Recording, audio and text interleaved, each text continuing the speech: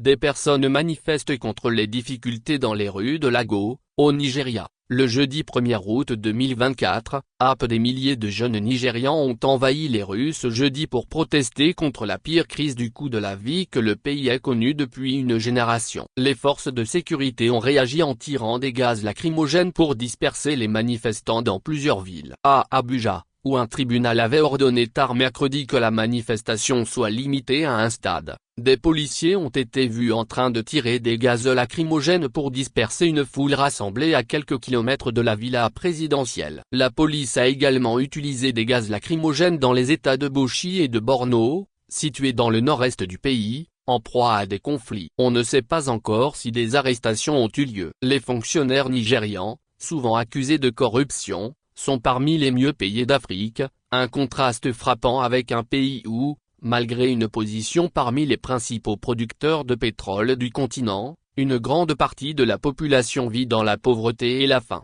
Les routes étaient bloquées dans certaines zones du pays par des manifestants ou des forces de sécurité déployées pendant la nuit après des jours de mobilisation contre le gouvernement du président Bola Tinubu. Certains groupes ont également organisé des manifestations pour soutenir le leader nigérian. Les organisations de défense des droits de l'homme et les activistes ont exprimé leurs inquiétudes quant à une possible répression des manifestations. Les récents commentaires suggèrent une inquiétante volonté de réprimer la dissidence, augmentant les craintes d'une répression violente, a déclaré Human Rights Watch.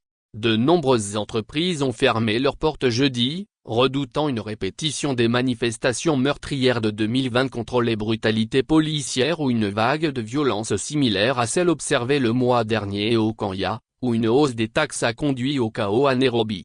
Portant des pancartes, des cloches et le drapeau vert et blanc du Nigeria, les manifestants ont chanté des slogans en exprimant leurs revendications, notamment le rétablissement des subventions pour le gaz et l'électricité, dont la suppression a entraîné une augmentation des prix de presque tout. Les gens en ont assez et sont en colère parce que nous méritons mieux, a déclaré Jude Soshima, manifestant à Abuja. Bien que les manifestations aient été initialement prévues pour durer 10 jours, Omoa Ilsor, ancien candidat à la présidence et l'un des organisateurs, a affirmé qu'ils ne céderaient pas tant que leur demande ne serait pas satisfaite.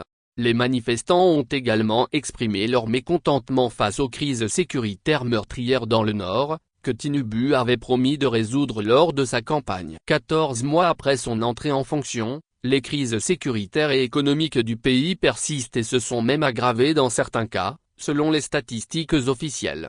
Avec une population de plus de 210 millions de personnes, le Nigeria est également l'un des plus affamés du monde, et le gouvernement peine à créer des emplois. Les difficultés économiques sous Tinubu, qui avait promis un nouvel espoir lors de son entrée en fonction en mai 2023, sont attribuées à une inflation record et aux politiques économiques du gouvernement, ayant poussé la monnaie locale à un niveau historiquement bas par rapport au dollar.